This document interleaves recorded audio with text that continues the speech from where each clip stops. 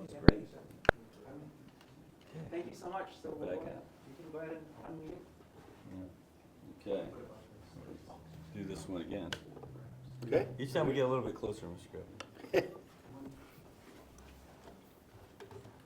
Okay, we're back on again, folks. Ready to go? And ready to rock and roll. Okay. Good morning, Morning. everyone that are present. We have a very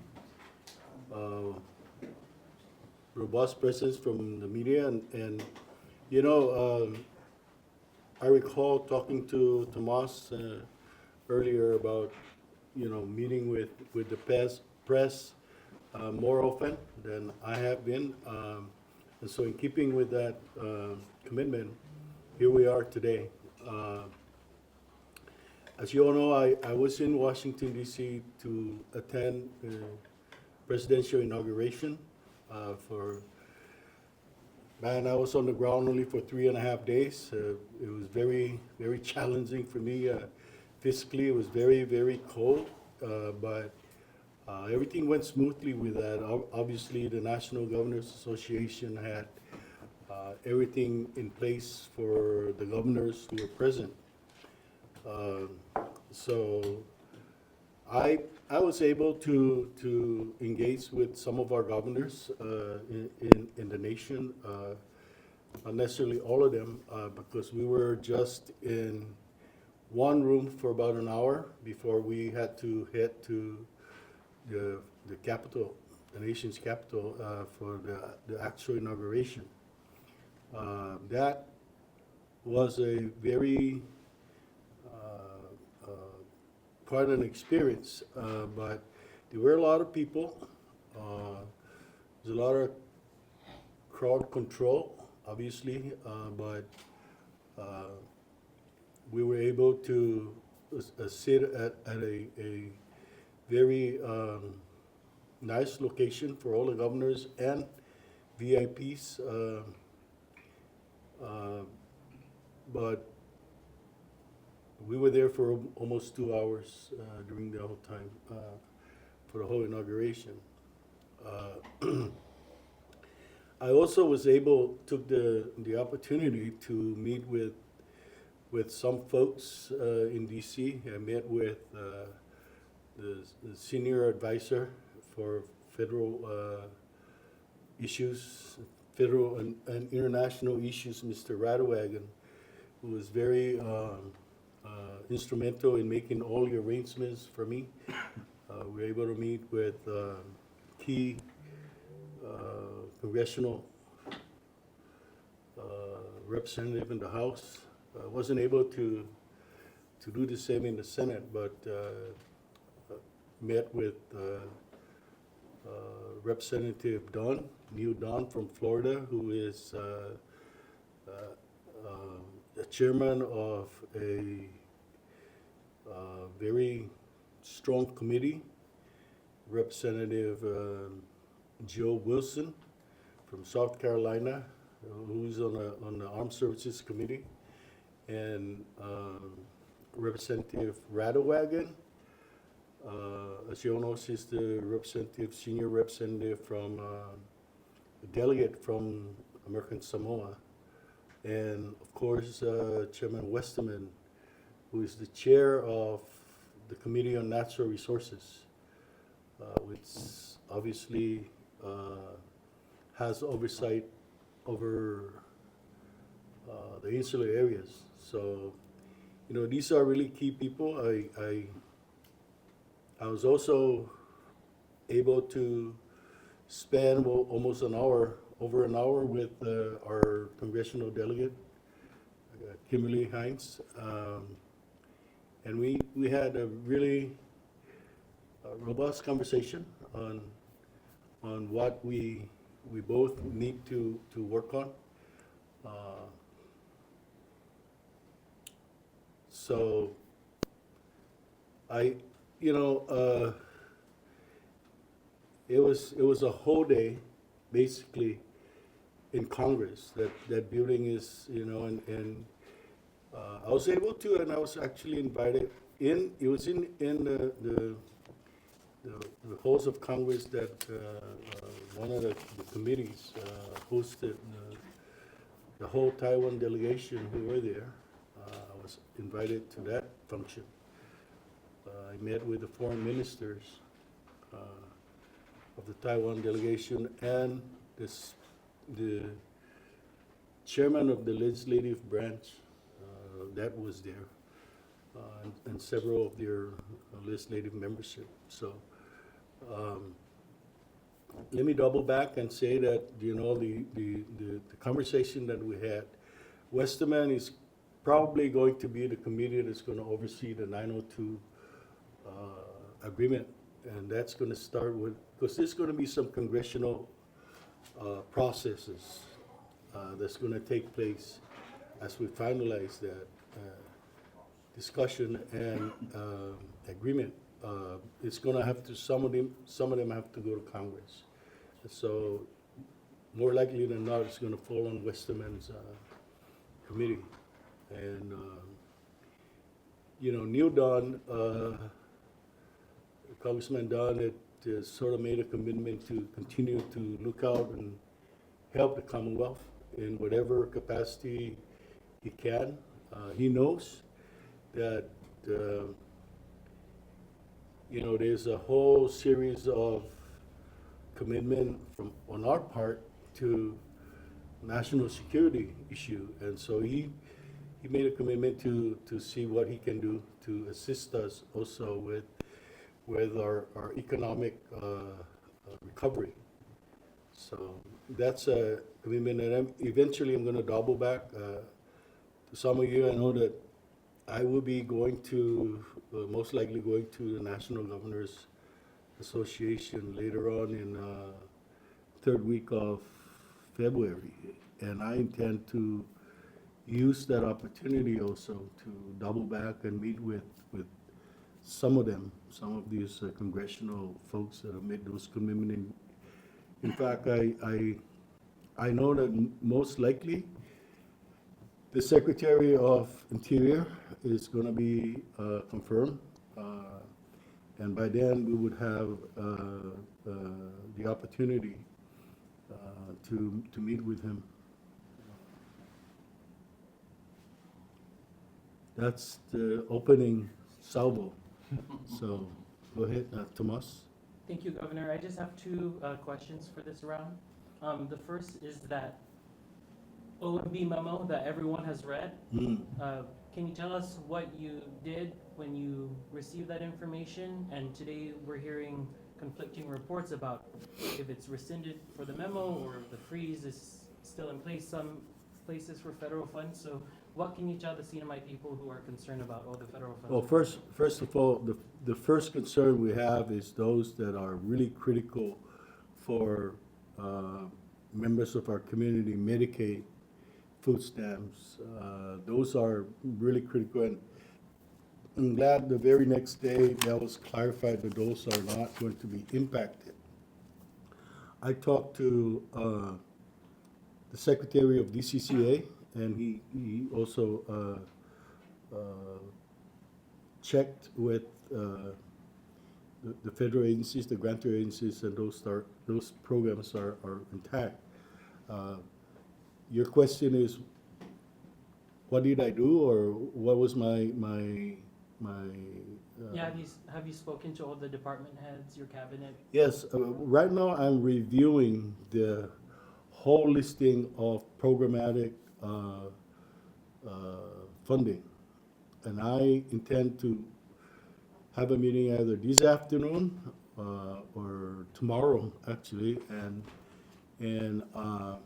give them instructions to take a look at it and contact their particular grantor agencies. The fact of the matter is, Tomas, even it's just, you know, the messaging that came out was a little bit confusing, to say the least. So we're trying to figure out what it is that we need to do.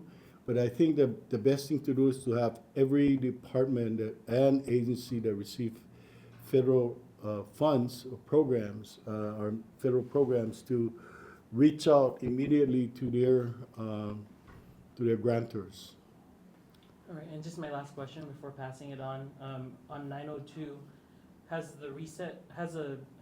it basically been reset? I know we had that first meeting under the Biden administration. Mhm. Are we starting from scratch? No, we're not. We're not gonna start from scratch. One of the things that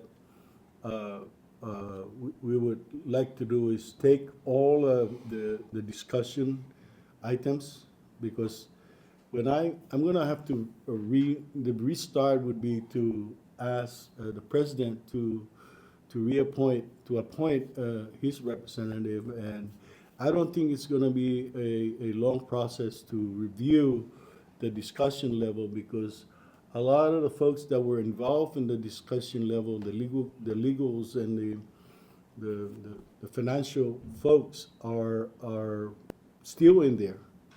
And most likely will be, unless the president's representative has a completely new team, we're gonna have to, but the issues are still gonna be the same. And then we're just gonna say, this is how far we got in this discussion, and this is where we wanna go going forward.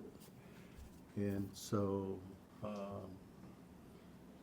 you know, as things kind of taper down in Washington DC, and the heads of the departments and agencies settle in, I think we're going to be sending out an official letter to the president regarding our 902 talks. Just a follow-up question on that one.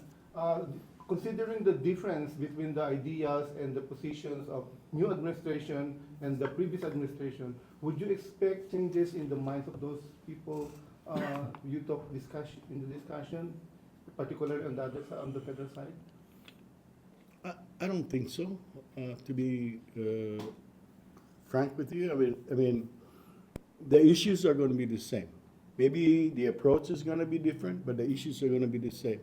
We're only looking at what's in our covenant agreement, and that, regardless of you're a Republican, you're a Democrat, or you're an independent president, the issues are going to be the same, and it's not going to change how we're going to approach it. The issues are going to be the same. Maybe how we approach it and who we talk to is going to be a little bit different, and we'll see. Well, Mr. Goodman, it was Ms. Cantor who was here during the 902 talks that were here in Saipan. Do we know already, they've already identified who her replacement is? I don't believe so.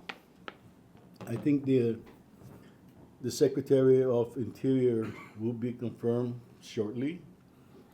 Then it's going to be up to him to appoint who that's going to be. And then I know you said you don't want to start from the beginning, because then you have to start with the whole letter and everything like that, but do you think that you're really going to have to get everybody back up to speed? There's going to be people from a whole different side of things coming in, I think. Well, yeah, and that's to be expected. We're going to have to send an official letter to the president, and then he's going to have to assign somebody else from the federal side, and we might have to kind of brief them on those conversations. But what I was saying is that the key team people that were on the 902 teams are still our career individuals. So the conversation is still going to be there, and so they would have the background of the discussions that we've had with Assistant Secretary Cantor. Did I answer your question? Yes, sir. You know, we'll do whatever is necessary. If we have to go back and repeat the discussions, that's fine. Because Oh, sorry, but with that, I didn't think about it, but like, have things from our perspective changed with the rescission of all those different executive orders and everything, and how it might implicate funding for the Marianas? Like the things that we went into the 902 talks initially with, have some of those things changed? no, I don't think because our discussion with the 902 was just the 701, the Section 7 of the covenant itself. That's not gonna change. We're still gonna go in and have the same discussion. Thank you. Will Delegate King Hins have a role in your 902 talks now that? Of course he's gonna, well, you know, some of these issues would require congressional, okay? So, once an agreement is done, those that requires congressional most likely be, she would be the person who sponsor whatever legislation and have that legislative role, a congressional role, so to speak. You mentioned that you talked to her earlier, and what was the key initiative that both of you guys are going to be working on? This 902 talks and economics and infrastructure, transportation. She is a member of that committee or subcommittee, and she's going to be, I believe she's in the Veterans Affairs Committee. So, yeah. Governor, do you know who the Secretary of Interior nominee is, and are they a familiar face or a friend or? Not to me. He's the governor of North Dakota, I believe. Governor Borgen. But it looks like he's going to be confirmed. Governor?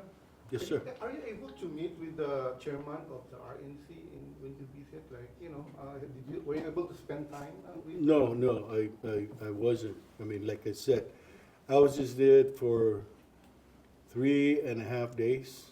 I got there on Saturday night. Sunday was a free day and it was freezing outside. Monday we went from 7 o'clock. We had to be at the NGA, and it was basically, that trip was all pretty much set up. I wasn't able, I was supposed to go to, was asked to, if I wanted to go to some of the other functions where he was, but I chose not to because I was, one, tired going over there, two, it was very cold, and so I wasn't able to meet him. But follow-up question, but even though you're not able to meet with the key Republicans in DC, how would you gauge a link between the CNMI under this administration and the president himself, President Trump? How would I gauge? How would you gauge the, I think he would be very accommodating, and I think the relationship would be fine. A lot of his appointees are governors, and I believe that they would be supportive of the insular areas and the territories programs. Some of them have been in Congress, and to me, whether you're a Democratic governor in the insular areas or a Republican governor or an independent governor, the issues are still going to be the same, and we need to continue to transcend the politics of it all, and learn how to talk to anybody that can help. Oh, sorry, we have one Nick on the line. Hey, we have a question for you. Nick, go ahead. Hi, Nick. Hi, Monte. Good morning, Governor. Morning. I just want to circle back to the federal funds that the White House initially said that they would freeze. In that memo, the White House had overnight did confirm that they were going to rescind that memo from OMB, but insisted executive order reviewing the use of federal funds remain in full force. So I just wanted to get your reaction to that, Governor. Well, obviously the new administration is reviewing all these programs to make it consistent with their policy. And I was just talking to some of our staff, and discussing this, and it is also, I don't really have a problem with that. It's very important also from our part to review our own performance. You know, some of our performance in some programs are lagging, and some are doing really well. So to those that are we're lagging on, now's the time to get going. Really, if you're lagging, because when your program gets reviewed and they see that you're non-performing, you run the risk whether or not this OMB memo comes out. You know, we have to expect that is the case. It's going to be the case in every new administration. So I think it's a good wake-up call for every state and territories and agencies.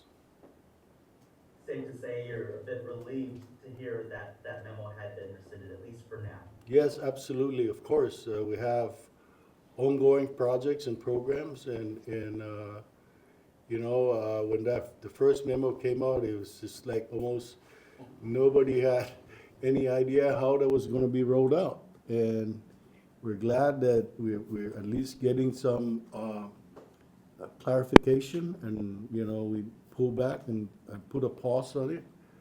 But I think every governor and head of states are relief on that, but we're all concerned. Just as I'm also concerned, just as the governor of Samoa and governor of Guam and governor of the Virgin Islands and every state and territory, because everybody has substantial amount of programs that are federally funded. So obviously we are very concerned how that's going to be rolled out. And Gov, I just had two more questions on two different topics. Let's get another Trump question in here about ICE rates. There have been photos circulating, they're unverified, that's why we haven't reported on them. ICE did respond directly to Mariana's Press saying that they do not conduct raids or sweeps. They go on to say that ICE's enforcement resources are based on intelligence-driven leads, and ICE officers do not target non-citizens indiscriminately. Can you inform the CNMI of, have you had any conversations with immigration officials? Are there raids happening in the CNMI? There's a lot of concern about this. No, What do you know? I haven't been briefed by ICE or the immigration office regarding any rates that I know of, and I've asked DPS too, and they don't have any idea. So the memo or the letter that you got kind of clarifies things. Obviously, we're not in a position to step in the way of ICE enforcement issue with the feds, but I would hope that they would have at least have some communication if they do decide to put out some enforcements and rates and whatever. Just to action. follow on that then, we spoke with some folks who requested that their names won't be used, but they're deeply involved with all of that, and they confirmed what was happening, where they went, what they were doing, and they said that they weren't doing any house-to-house sweeps, but these were ongoing investigations that they've been doing over the course of 4 years. The question I have then is about the communication that you've got with with those federal officials. Of course, you can't step in, but do they often reach out to your administration and say, hey, things are coming? No. And can we have your assistance? No, I don't think, unless they request for assistance, I don't think they've ever done that before, because they go ahead and do their task without, if they can do it themselves. But like I said, I haven't had any information on any enforcement efforts out here in Saipan or in the Commonwealth. And Gov, just to bring it back home a little bit, we interviewed Senate President Dennis Mendiola the other day, and senators are drafting a joint resolution, which House Speaker Edmund said he does support the intent of calling you to call a joint session of the legislature to deliver a State of the Commonwealth address. There's also questions if you've complied with the SOCA law to report at least annually. So can you address that? Have you given a report your first 2 years, and do you ever plan to give a speech in person for State of the Commonwealth? Sure. Care to Yes, elaborate? on the second question, yes. I would love to do that. Thirdly, every end of the year, the governor and especially the Secretary of Finance submit a report to the legislature, the state of the finances and the economic efforts that, you know, or any efforts, any initiative that we're trying to put in play or implement. It's always in the annual reports. So, When do you plan to deliver a speech? well, you know, May or June is the best time. Usually it's in May. So, well, normally, and kind of pulling back from my legislative days, it's actually, we have the members of both the House, or the presiding officers who consult with the governor and say what is the best available time for it. Okay. Having discussed all the issues, let me also bring up the very recent initiatives that are ongoing, and the one really significant event that has occurred in the past week or so is the signing of the memorandum of agreement with Google regarding the fiber optic cable that's going to be landing on Tinian. That was very significant to the Commonwealth. That's going to bring a totally different industry, digital industry, and you know, we kind of kept that very quietly, the discussions very quietly in the past because it was very sensitive, and we want to make sure. We wanted to make sure that we let the public know once the agreement has been signed. We don't want to, you know, tell everybody. Well, obviously you folks knew about it. We've talked about it, but Mr. Hunter was able to represent the governor. Unfortunately, it was at the time that I had to be in DC, and so I couldn't be. I was invited to come and sign the agreement, but I couldn't, so I delegated that responsibility and authority to Special Assistants for Broadband Policy. And so he was there. And the other parts to that initiative is the bigger part that I was really, really happy about. I had the opportunity to go down to the multi-purpose center, and I know that some of you have gone down there and taken a look at it. That program is ongoing, and we're creating skills and folks job skills for some of our folks. And we have 300 of them down there, different time, different days. We have also folks that are wanting, but we didn't have enough slots. But that is, I'm asking Glenn to kind of take a look at what we can do to perhaps get additional resources and funding to add on to that, because there are a lot of folks that are wanting to get in on the program, and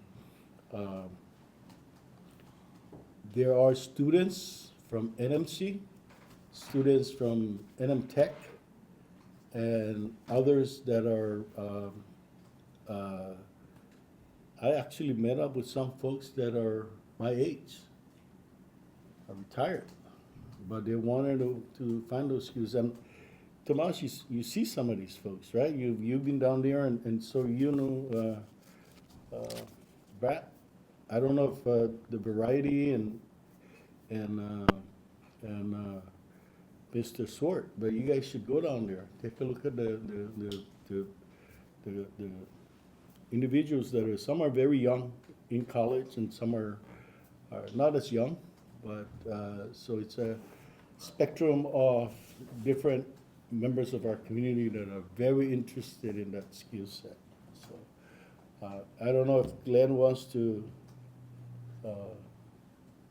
elaborate more on the program. Glenn? We can do a follow, like for anybody with follow-up questions or something, we can do a follow-up. Just clarification. Right now, there is fiber optic from the private sector, right? And if I'm not mistaken, the Docomo just years ago put up their own. So my question is there any some sort of effects or on the existing fiber optics from the private sector? How does it come to play? So rather than like kind of trying to answer all the broadband related specific questions in this form, since it's the governor's press conference, what we can do is maybe schedule a follow-up, an addendum. But as far as that concern with existing infrastructure, with, I think the project that would most be related to that is our BEAD project. That's our deployment of fiber optic to the home deployment that will be starting sometime in late February or early March. Once that program launches and we start giving out the sub-grants for laying fiber to the home, any existing infrastructure won't be overbuilt. So we won't duplicate existing infrastructure. So it'll be the end goal, just so you know, on that program, that's completely separate than the Google MOU, that's completely separate from any of our other broadband projects. The BEAD project is specifically focused in on running fiber to the home to every household and business in the CNMI without overbuilding. So if there's existing infrastructure, it would just be whoever gets that sub-grant contract would just supplement and just to achieve what we call the last mile. The end goal of that program is to ensure that, as the governor's vision was, that every person in the CNMI has access to affordable, high-speed broadband access, true broadband access. And so that's what that program's aim is that's the more what they would call terrestrial fiber network, the fiber to the home. And that achieves everybody on the islands having access to affordable internet. But then the Google MOU that we just signed, that I signed on behalf of the governor that he put together was, how does the internet get to the islands? Like, how do we connect to the internet? Prior to that signing, our connectivity all ran through Guam. So no matter what, we were always fully reliant on our neighboring territory of Guam for connectivity. Once this Google project comes to fruition, we'll have direct trans-Pacific fiber cables landing in the CNMI that will connect the CNMI for the first time in the world to the backbone of the internet without being reliant on any other state or territory for our connectivity. And so that's the monumental change for the Google side of it. That also provides, when you couple those together, that now you have trans-Pacific cables landing in the CNMI, and you have terrestrial fiber to the home. Those two projects should be fully developed within 3 years. Once that happens, we've now done what the governor's bigger vision was, and this is like, what's the why, right? Everybody asks, why are you doing all these infrastructure projects for fiber optics? The why there is so we can now have a proper foundation, a robust, proper foundation for a digital economy to grow out of that.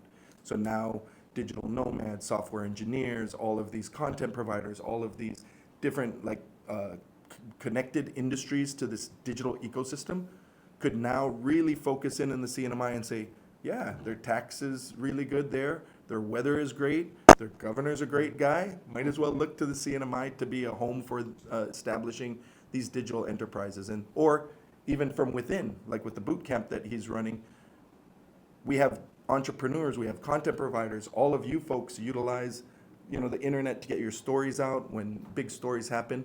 Having this robust digital infrastructure in place could take you guys up to another level for just different out-of-the-box ideas when it comes to entrepreneurship and and different business ideas. And so that's the hope, is that you stand up a new pillar in our economy, something to supplement our tourism, something to supplement our agriculture. Now you have this new, but you need the proper foundation. So it will take time, sadly.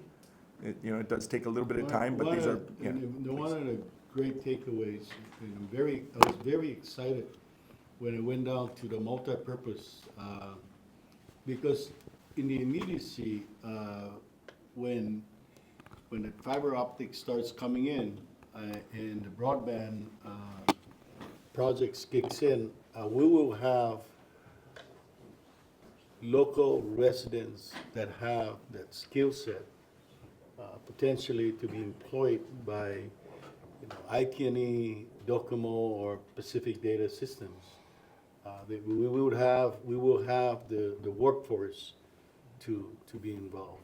But Gov, do you know of the initial 92-some million that we're getting? How much of that is actually staying in the Commonwealth? It's all gonna stay in the Commonwealth. So what is So the it's going to be, we have three companies that are very interested. The two companies that we have now, very present in the Commonwealth is Docomo and IT&E. Those are going to be at the forefront of the funding. Those are going to be sub-grantees, right, Glenn? So, yeah, it's going to stay here. We're not going to send it to companies that are outside of the Commonwealth. That's the whole idea. And we will insist that if there's a company that is mostly located in Guam or someplace else, we will insist that they become a local company and incorporate themselves here. And there will be some conditions that we might have to put in the sub-grant agreement that's going to benefit the Commonwealth. So, thank you for the question. It's a very good question. Well, Mr. Governor, with all this, and this is maybe something for Glenn or for them, but with that same landing in Tinian, and would that require a more robust infrastructure for that, like especially with regards to our utilities? I know that there's a need for more power maybe for this? Absolutely. That's one of the infrastructure requirements of data centers. So the island of Tinian is going to have to we're going to have to up the capacity of the utilities in Tinian. And that's what the CUC is working on. Hopefully by March, they would have a action plan that they need to implement right away. But the good part, and I'm very appreciative of the folks that are involved in the Tinian project, is that they're also willing to take a look at other alternative energy as part of that, and they're looking to even assist CUC in that regards to make sure that the power system is up to par. Tinian was very fortunate because they had anticipated the military buildup, and so CUC initially had a 20 megawatt capacity, and I think Tinian's load demand right now, peak load demand is like between 3 and 3.5. So they have excess capacity, and that's why Google and Citadel decided to put it on Tinian, is because of that immediate capacity that they can rely on. So, yeah, obviously the companies that are involved in this, that's one of the key factors and elements that they considered when they chose Tinian. So Citadel was part of that equation? Yeah. Wow. And Gov, this is a general question, but I know it's on the top of everyone's minds, is just, what's your message to small businesses who are still struggling what is the outlook on tourism? I know you say Okay. you're gonna deliver Ahsoka in May, but what can you say now about that? Well, one of the things that, and sometimes I reflect on that particular question, and obviously that is a very relevant question. And I don't want to wait till SOCA to come up with some stuff. One of the things that I wish, seriously, I wish I had $50 million and I would just put it into economic development and put it to work for small businesses. But we're working with, that's was the key elements of our 902 talks, is economic recovery assistance to all our existing businesses. Had we, and I really don't want to go back in time, but had we done the boost program properly and put in $50 million to help us, to help every small business or medium-sized business or even big businesses to weather the storm, we would have been in a much better position. And you all know it, right? That was a lost opportunity for all of us. And I'm not gonna point fingers at anything. I'm just gonna point finger at what we did wrong collectively as a community. Now, I'm trying to look at other opportunities in the federal programs to assist us in economic recovery, and that's one of the key elements that when I go back in February, I'm going to work hard to try to talk to our delegate and see what kind of immediate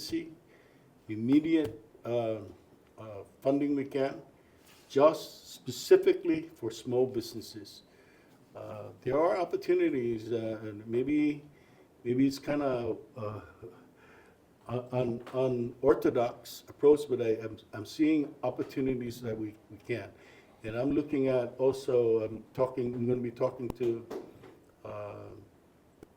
some of the members of CEDA to see what we have in that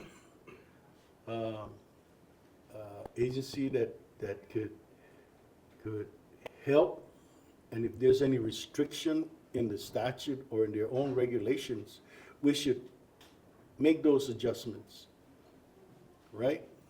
I mean, we want to see our small business and medium-sized business, or even large businesses thrive.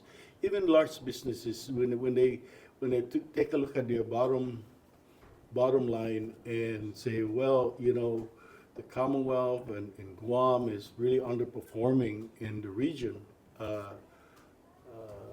They make those sometimes really unfortunate corporate decisions to pull out, and that's what's happening. I've talked to some folks that are business people or economists that says, the unfortunate part is unless things begin to change with the currency issue, tourism is going to be very, very unattractive to Guam and Saipan right now. Everybody's going to different parts of Asia. Folks from Vietnam going to Japan and vice versa, and the Philippines, because of the exchange rates. Those areas that used to be never really as robust, or now that they're really, really high discrepancies in exchange rate is really taking a toll on tourism in the Commonwealth and even in Guam and even Hawaii. Even airlines, U.S. airlines are looking at, we need to pull one of these flights from Guam or Hawaii and put it directly from Japan to other destinations in Asia, and that's the adjustments that we're looking at to the corporate part of the tourism-based economy. But in regards to the small businesses, I really believe that we need to help them. You know, get a program together and engage more with our folks in DC. And when I go back, and even before I go back, I'm going to submit some official documents to our delegates for consideration, and even Congressman Don and Westerman. I mean, I had a visit with Don especially, and he said, you know, the Commonwealth is at the forefront of national defense. And we're putting a lot of stuff in Guam, but we understand where you're at, and we want to help you. So he asked for a more specific ask, and that's what we're going to do. You know, whether it's subsidies or not necessarily subsidies, but just some assistance to weather the storm for our businesses here. Is it fair to say it might be a Boost 2.0? Yeah, it might be Boost 4.0. You know, I mean, yeah, you know, right now a lot of us sometimes wondered about that. And if you, like I said, seriously, with all seriousness, if we had done that thing right, it would have been, I mean, $17 million for the whole Commonwealth probably is not enough. We could have put in more for that program. But, you know, unfortunately, it morphed into something that was not, you know, I mean, I think you all acknowledge that fact. So does everybody in this community. You know, it would have been really a boost had we done it right. But unfortunately, we didn't. So you could call it Boost 4.0, Boost 2.0. But if we ever do it again, it would have to be well oiled and well put together for the business communities. Well, it could have got you some new furniture for your office when you first started. Mr. Jack. You know, that's not, to me, Right. that's not. You know, one of the things that I also wanted to bring up to you before the SOCA is a report on the fiscal affairs. Okay. Just an outlook of it. You know, when we came in, I assure you guys, and despite the fact that some members of the legislature and people in the public out there are asking, you know, so what happened to the ARPA? Well, I'm telling you, that ARPA was overcommitted. And so what we were using were recovered ARPA funds.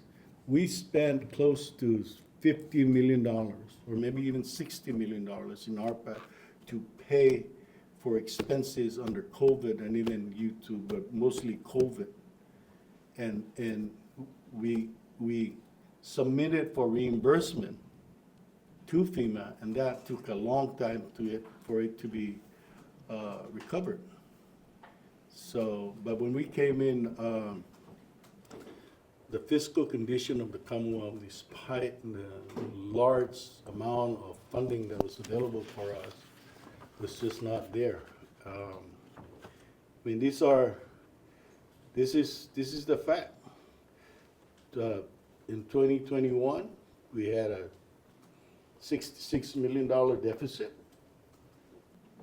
That's in the audit. I'm not making that up. So in 2022, FY22, the annual report indicated a $38 million deficit. That's in spite of all of the funding that was made available to us, right? Some of you know it's over $1 billion. So in 2023, when we started kicking in all of the austerity measures, painful as it is, we cut it down to $3 million. And in 2024, as you all know, we basically balanced that budget because, you know, that was when we had austerities and we had cut back on all expenses. And some agencies didn't have gasoline, so we had to figure out where to get those funding for that. And despite all that, you know, we continue to pay our obligations to PSS. At one time, and we paid our obligations to the retirement fund. And that was stabilized, and we still managed to somehow reprogram funding internally to pay for the 25% for our retirees to stabilize their funds. Now, this year I made a lot of efforts, and thanks to OMB, thanks to our finance folks, and even the fiscal advisors that we have in the office to get together almost on a twice weekly basis to begin to craft out how we're going to continue to maintain a stable funding for our people, our programs. And so,